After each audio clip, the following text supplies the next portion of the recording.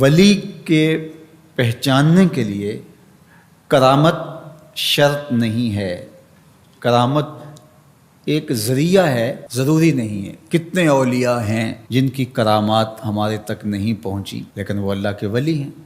سب سے بڑے ولی اس امت کے صحابہ تھے، ان میں سے کتنے کی کرامات ہمارے پاس پہنچی ہیں لیکن ہم انہیں اللہ کا ولی مانتے ہیں۔ تو یہ کوئی شرط نہیں ہے، شرط ایمان اور تقوی ہے، اور باقی احادیث میں مختلف ان کی علامتیں بتائی گئی ہیں۔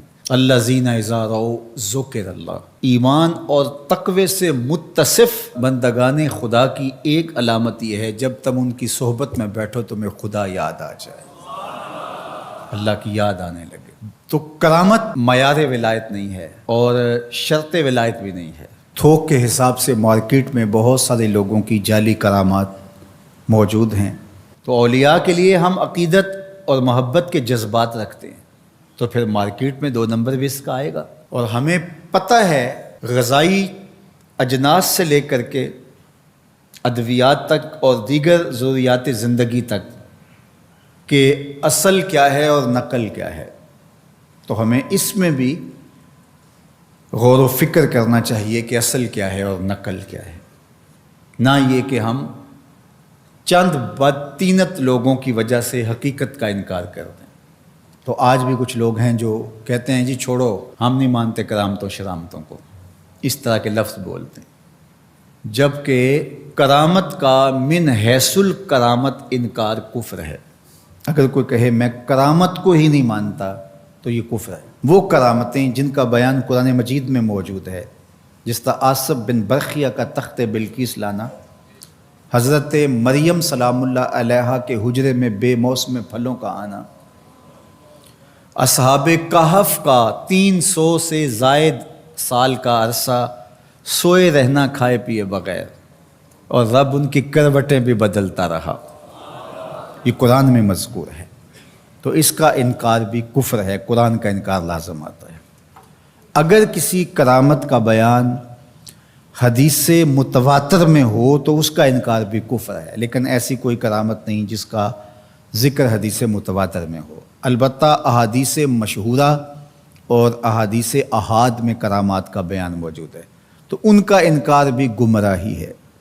جس طرح وہ 3 لوگ جو غار میں پھنس گئے تھے، انہوں نے پھر دعائیں کی اور پتھر ہٹا۔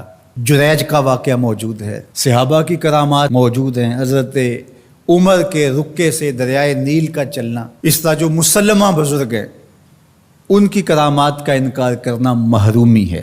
لیکن یہ بات بھی ذہن میں رکھے کہ کرامت اللہ کی طرف سے بندے کو دی جانے والی ایک عزت ہے، لیکن ولی کی زندگی کا مقصود رضائے الہی کی طلب ہے، کرامتوں کی طلب نہیں۔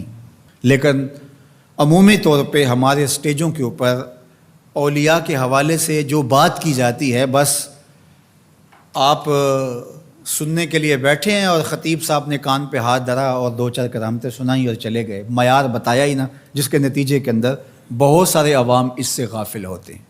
میں اللہ کا شکر ادا کرتا ہوں کہ ہم نے ہمیشہ اس بات کا التزام کیا ہے کہ لوگوں کے سامنے پوری تصویر رکھیں، کیونکہ مجھے اس بات کا احساس ہے کہ آپ لوگ کتنی محنت کر کے کہاں کہاں سے چل کے آتے ہیں، پورے پاکستان میں بلکہ پوری دنیا میں ہم جہاں گئے ہیں، ہمارے سامنے جو لوگ آ کے بیٹھتے ہیں زیادہ تر طبقہ باشعور لوگوں کا ہوتا ہے، تو پھر ہماری ذمہ داریاں اور زیادہ بڑھ جاتی ہیں کہ ہم جو ہے وہ ان کے سامنے وہ بات کریں جو بات کرنی چاہیے۔ اس منبر سے آپ کو وہ چیز نہیں ملے گی جو عوام کی ڈیمانڈ ہوگی، وہ چیز ملے گی جو عوام کی حقیقی ضرورت ہوگی۔ اس پر میں بھی اللہ کا شکر ادا کرتا ہوں، اس پر آپ کو بھی اللہ کا شکر ادا کرنا چاہیے، اور نہ یہ کہ کچھ 2 نمبر لوگوں کے رد عمل میں ہم حقیقت کا انکار کر دیں، جس طرح معتزلہ کر رہے ہیں، اور ایک طبقہ وہ ہے جو رتب و یابس کو قبول کر رہا ہے، اور آپ نے ایسے شخص، ایسے لوگ کہ جو اچھے انسان بھی نہیں ہیں، لوگوں کو دیکھا ہے کہ ان کو ولی مان رہے ہیں اور ان سے اپنی حاجتیں طلب کر رہے ہیں، ان کو ہادی مان رہے ہیں، مرشد مان رہے ہیں۔ وہ شخص جو خود آشنا بھی نہیں ہے، وہ تمہیں منزل آشنا کیسے کرے گا؟ میں کتنے لوگوں کو جانتا ہوں جن کو فہم دین ہی میسر نہیں ہے. یہ میں ان لوگوں کی بات نہیں کر رہا جو منہ دراز ہیں اور بالکل ننگ دھڑنگ ہیں، ان کی بات نہیں کر رہا. جو بظاہر حلیے میں بھی ہیں ان کا فہم دینی ناقص ہے. کتنے ایسے علماء کو جانتا ہوں ان کی توحید کا تصور ناقص ہے. تو یہ بدبختی ہوتی ہے. اب وہ کیا کسی کی رہنمائی کریں گے؟ جو خود ڈوب رہا ہے وہ کسی کا ہاتھ کیسے پکڑے گا؟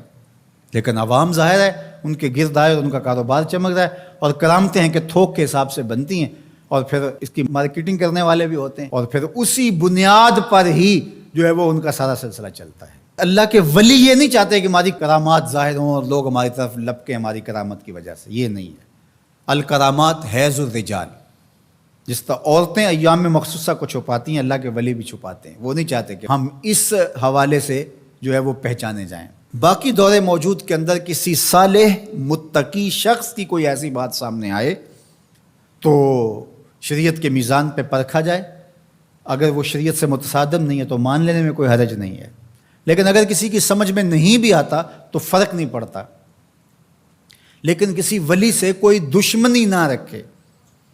جو کسی ولی سے دشمنی رکھے تو اللہ فرماتا اس کا میرے ساتھ اعلان جنگ ہے، تو وہ پھر شخص محروم کر دیا جائے.